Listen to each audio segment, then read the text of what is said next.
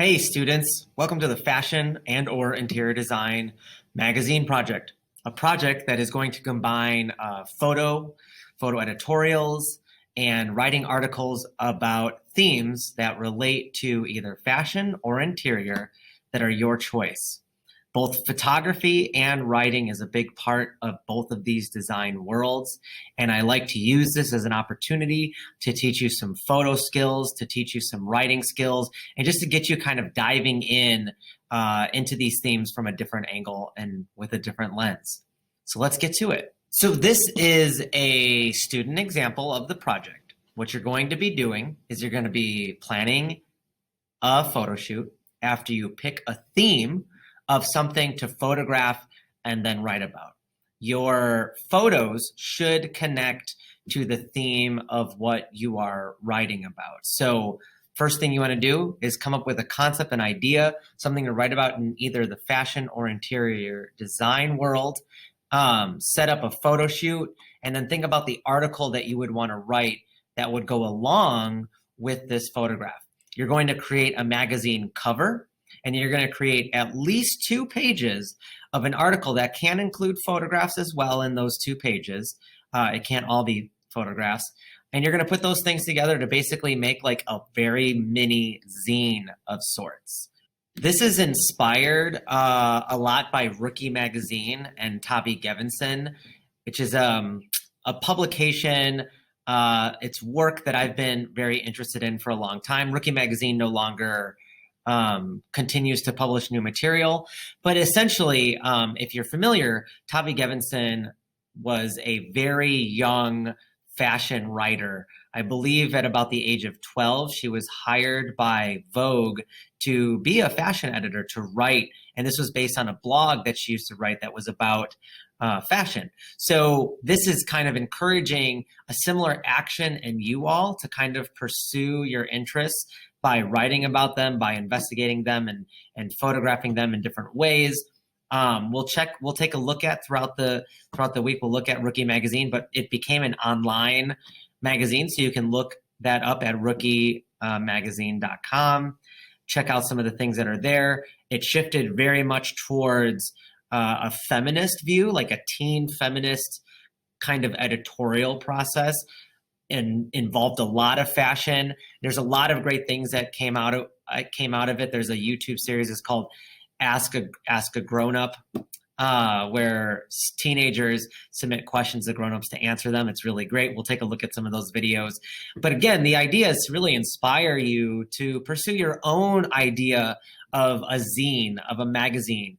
I don't know if you're familiar with zines, but they were really small magazines. You can see it right over here. These are like really small magazines that are usually amateur-esque magazines that someone can make, print, distribute. A lot of bookstores, independent bookstores, have local zines made by just people who put their zines out there. So it's a way of getting your voice out there, engaging in this process in a different way. And I'm really excited that it will inspire you to do the same. So here's an example of a fashion editorial by Benjamin Kanarak for Bazaar. And as you can see, there's kind of not as much of a theme in the clothing, although it's all kind of very extravagant. It's very classical, formal, with some, different themes mixed in throughout that.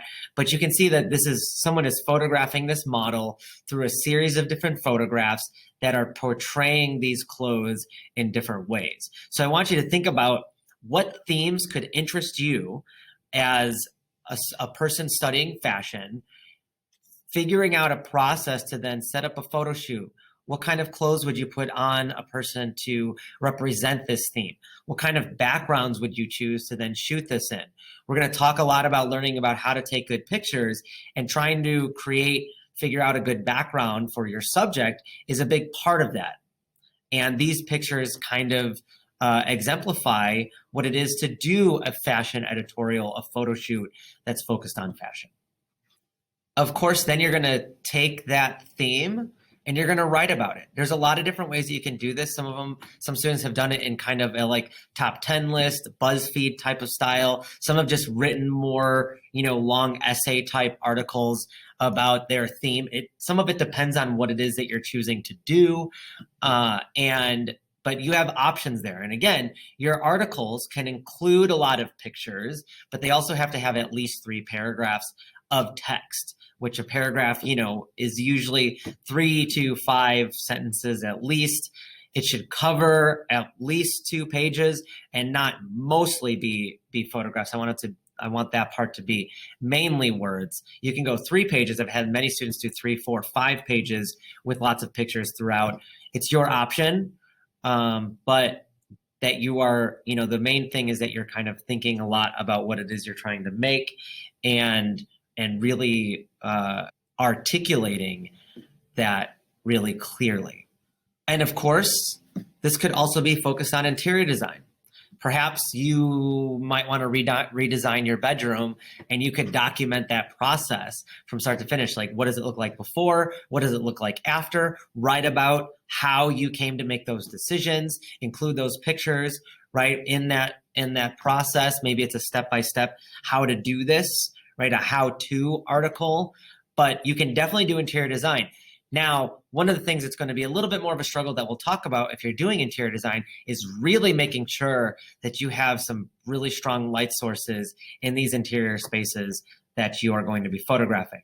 I'm going to bring this up a lot. The number one thing that you need to take a good picture is lighting. Lighting is the most important part of the photographic process. And if you can get good lighting, that'll really make the difference. It's a lot easier to go outside with a person who's for a fashion shoot than it is to bring the sun indoors and get really well lit indoors. So think about that. But again, you can do it interior based, and you're going to, again, make a magazine cover for that. And then you're going to have the article inside. You can include pictures and whatnot. These are just some examples.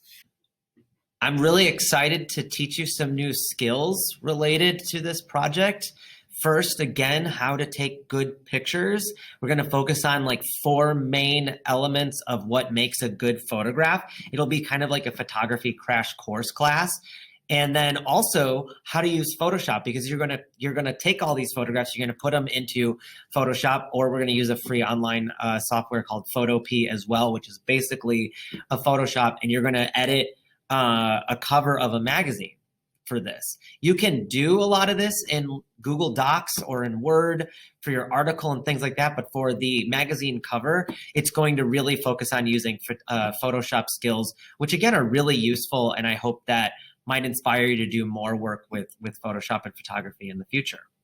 So we're going to talk a lot about this throughout the project, but the 4 main components that you need to be aware of to take a better picture, again, is first, lighting.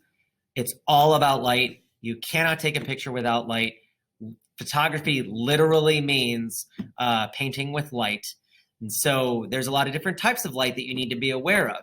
And the best source of light is going to be the sun. Most of you don't have really high quality indoor studio lighting that you can take advantage of. Although for those of you who are working in the school, we do have some of those available for you. But a lot of these shoots might want to be on site. So you might want to go outside, go to the forest, have a nice green background. Maybe you want to use more of an industrial background, go to like some buildings, maybe shooting in an alley. There's all these different options that we're going to talk about and look at different photographs and different videos that kind of help you get there. But the first thing that you need to be concerned about is the type of light that you're going to have. And even if you're outside shooting in the sun, there are different types of light that might be provided in the sun. If you are in the shaded areas, where is the sun positioned? Is it behind the subject coming at the photographer, or is it behind the photographer coming at the model, right? Is it going to be soft light made by clouds in the sky that diffuse the light? Or is there no clouds in the sky and the sun is very intense and direct? We're going to talk about those different types of lighting and how you can use it, how you can get side light. Maybe if you shoot indoors but go next to a window and the light's going to come in from the side, maybe light one side of the face and darken the other, right? So making you aware of lighting is the first step. Then, as mentioned as well, you're going to have to think about where are you going to be shooting? What kind of background do you want? A lot of this is going to be informed by what is the subject. If it's an interior space, that is your setting, right? The interior space that you're photographing. If it's clothing, right? If you're doing a certain theme of clothing, what kind of background will complement or contrast the clothes that you're putting on the model that you're choosing. Of course, you're going to probably have to work with the model. A lot of students do this as self-portrait though. So think about like maybe if I have some like pink, reddish clothes, I might want to put that against maybe a turquoise or a green background to create contrast. Maybe I want it to blend in with my background in certain ways. Maybe I want the background to be very black and white so that the color pops. All of these are things you're going to have to think about before you even really get started. This is part of the planning of even taking the photograph. And then once you're out there, you have your lighting, you have your background, you're all set to go, you have the clothes, everything's ready. How are you going to pose the model? How are you going to set up your interior space, right? That's the next step. And that takes a lot of work and a lot of focus and being very purposeful with saying, I want this kind of look, I want this kind of action, I want to create this kind of motion with this. Obviously, thinking about copy, transform, and combine, look at other professional works, try to emulate those. We learn through emulation. And then last, the composition and your perspective are the round out the major components to consider when taking a picture. So after everything is set, you have your model, their pose, the background, the lighting. Where are you standing as the photographer? Are you going to get really close to the person? Do you want to be far away? Do you want to be above them? Do you want to be below them? Where are you, the photographer, standing? And that has a lot of implications on the perspective, the way that we will see this imagery.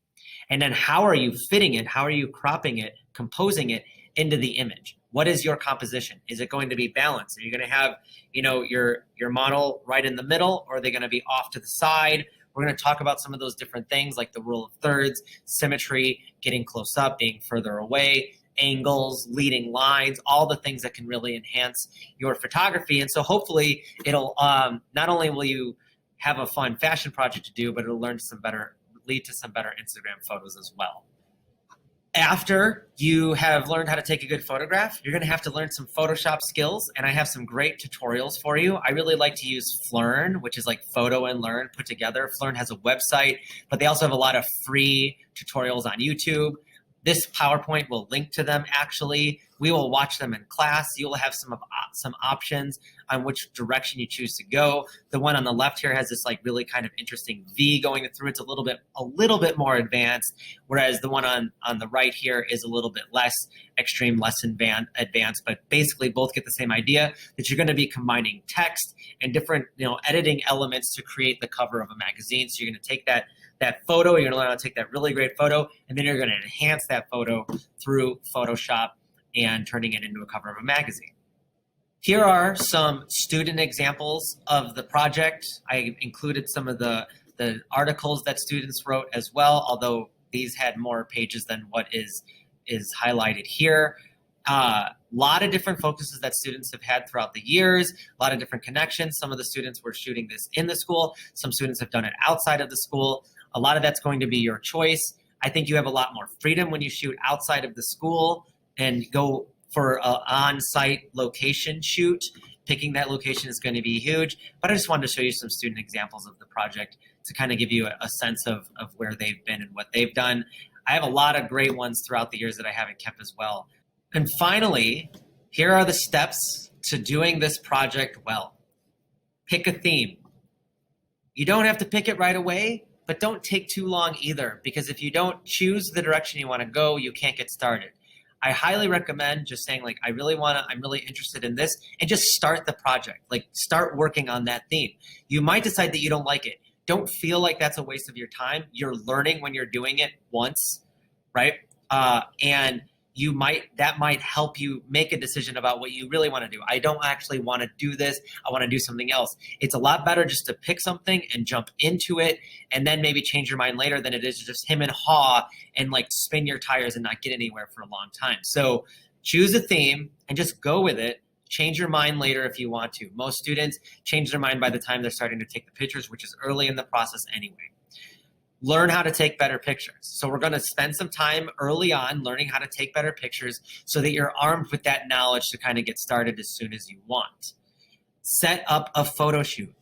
After you learn how to take the pictures, you're going to have to plan and execute your own photo shoot. You might have to be working with someone else. You might have to be working with available light. You might have to be working with time and where you want to be at that time. Like, what kind of setting do you want? Are you going to go to the forest? Are you going to go into a more industrial area, right? Are you going to shoot in a studio or inside a house? All of these things you need to work out, plan ahead of time. You just can't jump into it. And then you're going to have to prepare all of those elements, like either the clothes that your model is going to be wearing, or setting up the space that you're going to be photographing for an interior space.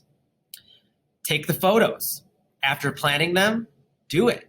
Do the work. You might find out it didn't go as well as you wanted to after you get all your pictures. Make sure to take lots and lots of pictures when you're shooting, because a lot of times the ones that we think turned out great aren't as good as we thought they were when we get them on the computer and we're looking at them.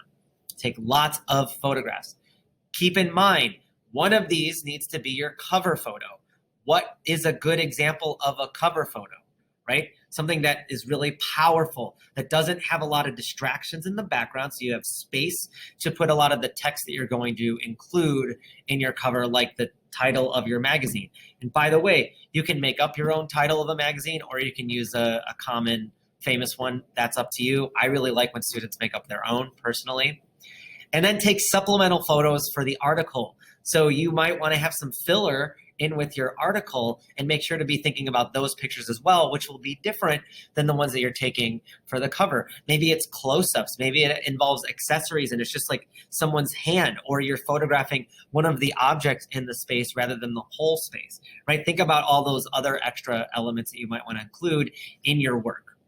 Start working on your article. After you kind of got the photo process going, and even before you got the photo process going, you could start working on the article, right? You could, some students start the article before they start the photos.